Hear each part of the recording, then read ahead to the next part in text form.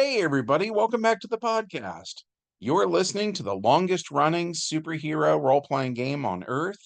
And as always, I'm your host, the Game Master. And today we're talking about the Black Widow. But before we get into that, smash that like button, make sure you're subscribed, ring the bell for notifications, and as always, be sure to leave us a comment as that really helps us out with the YouTube algorithm. With all that said, let's dive into the adventure. The prologue to today's story begins in 1918 with the October Revolution that marked the beginning of the Soviet regime in Russia. Grand Duchess Anastasia Romanova is only 17 years old at the time and barely escapes with her life. In the years that follow, Anastasia meets a man named Dmitri, and at some point after December of 1922, she gives birth to a little girl named Natalia Alyanovna Romanova, also known as Natasha. Orphaned as a child, Natasha was rescued during an attack on Stalingrad by a man named Ivan Petrovich Bezukov, who looked after and trained her.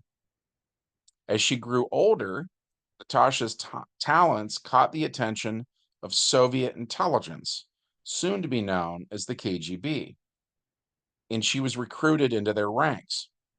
During World War II, Natasha was kidnapped by the Hand, who sought to make her a brainwashed master assassin. Luckily, she was rescued by Steve Rogers, aka Captain America, and Logan, who would later be known as Wolverine. During the war, the young Natasha served in the Russian army, which brings us to the main plot of today's game, which takes place in June of 1944, when the United States convinced Joseph Stalin to allow their American planes to use a few Soviet airfields. The Americans and the Soviets teamed up to fight Germany, and during what was called Operation Frantic, the woman known as Natasha Romanoff met the heroes that we refer to in our game as the Reds, not to be confused with the Russians, who are also called the Reds.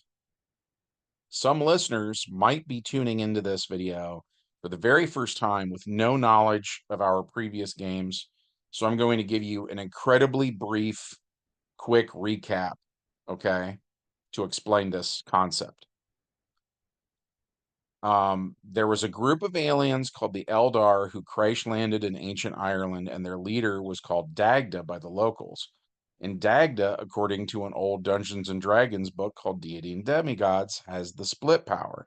So one Dagda became 12, and then 12 Dagdas became 144 Dagdas. And like Highlanders, they don't get old. So our game world is up to its eyeballs in Dagdas. And over the years, they inspired various myths and legends through the centuries, like Beowulf, King Arthur, and Oberon, all of which, by the way, are names that mean bear. And in World War II, all of these Dagdas are fighting the good fight. So one of them goes by the name Beowulf, while another one calls himself Oberon, and yet a different one calls himself King Arthur. By the way, Howard Stark, who in our world adventured under the name Iron Cross briefly, used Perdegaton's time machine to go back in time to Camelot and retrieve Excalibur, so that now the one called King Arthur has the real Excalibur. But I digress.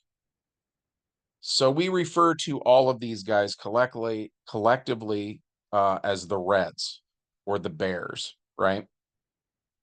One of them meets Black Widow, right? And of course, like we've said in earlier game sessions, all of these guys have an advantage called the Valentino effect. And what that means is that when Black Widow meets him, it's for her love at first sight, right? She's just nuts about him. And obviously, he is super okay with that too, right?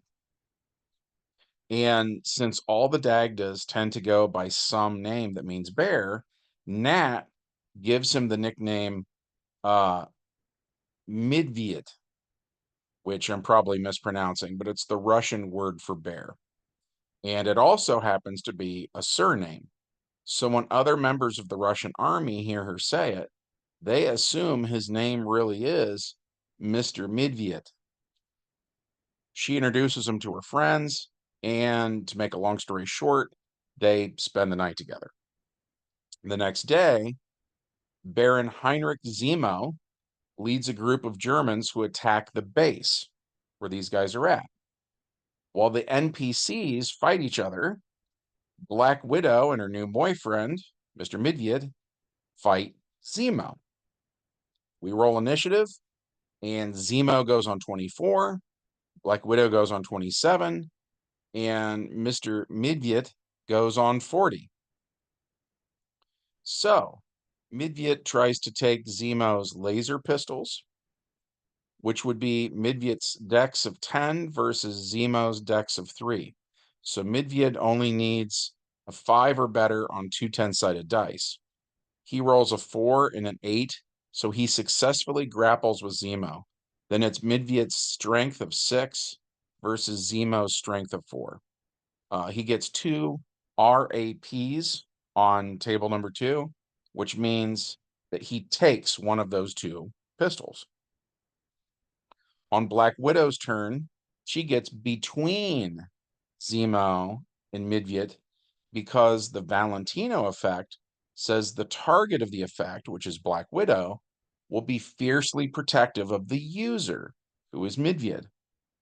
And she's trying fiercely to protect him for the first 24 hours after they first met, which is right now. So once she is moved into position, she rolls a 1 and a 10, hitting Zemo. He subs her martial arts of 8 for how hard she can hit. So now it's her 8 versus Zemo's body of 5. So Zemo takes 3 points of damage. On Zemo's turn, he still has 1 laser pistol left.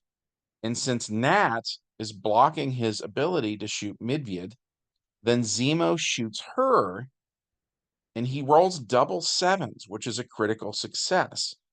He then rolls a 6 and a 4 for a grand total of 24, which is 5 column shifts. Black Widow's costume gives her skin armor level 5, and she also has a body of 5 as well. So he does 9 points of damage, which means she is just 1 point away from being dead. She's knocked out, but if she takes 1 more point of damage, she's dead. So this is where things get violent. Medved rolls and gets a 4 and a 3. Since he only needed a 5 or better to hit Zemo, he succeeds. And he also subs his martial arts for how hard he can hit. So it's his 10 versus Zemo's body of 5. So Zemo takes 4 points of damage and is knocked out. But Medved doesn't know if Nat is alive or dead, right? So he's furious and he doesn't stop. He does it all again, rolling a 9 and an 8 for another 8 points of damage. Zemo at this point is dead. But Medved doesn't stop there. He goes again and he rolls a 4 and a 9, doing another 4 points of damage. Zemo actually used a special glue called Adhesive X to permanently glue his mask to his face. So after a while, his mask is just a wet sack, if you know what I mean. And the bear just keeps, driving it into the ground like a nail. The Americans see what Medved is doing, and they don't love it, right? So after the fight, he actually goes home with Natasha, the Soviet Union, because he feels unwelcome, like being around Americans after that incident.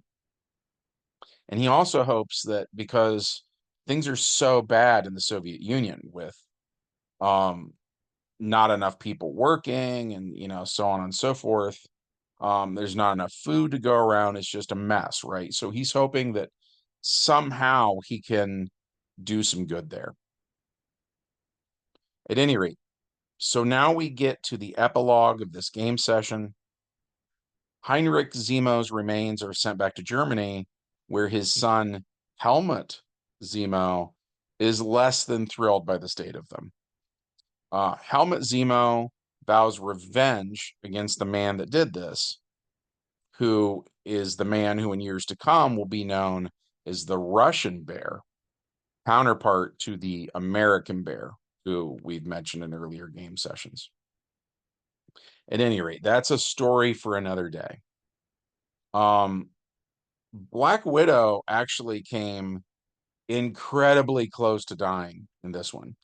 And if we had factored in the modifier for her being at point blank range, which we should have, then she would be dead in this adventure.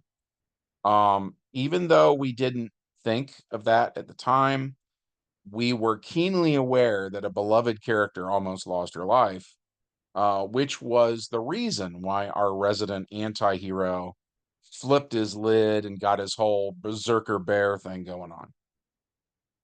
So because it showed the downside of the Valentino effect, and because we saw the bear being reckless, and his compatriots were dismayed by his choices, and a bunch of other reasons I'm probably overlooking, we actually thought this one was a really interesting adventure. I hope that you did too. If so, and if you'd like to support our channel, as always, we would love it if you took a minute to smash that like button. Make sure you're still subscribed because YouTube loves to unsubscribe people. Ring the bell so that you know when we upload more content to the channel. And as always, be sure to leave us a comment because that really helps us out with the algorithm. From all of us here at the longest running superhero role-playing game on Earth, we hope that you all have a great week and we'll see you in the next adventure. Bye.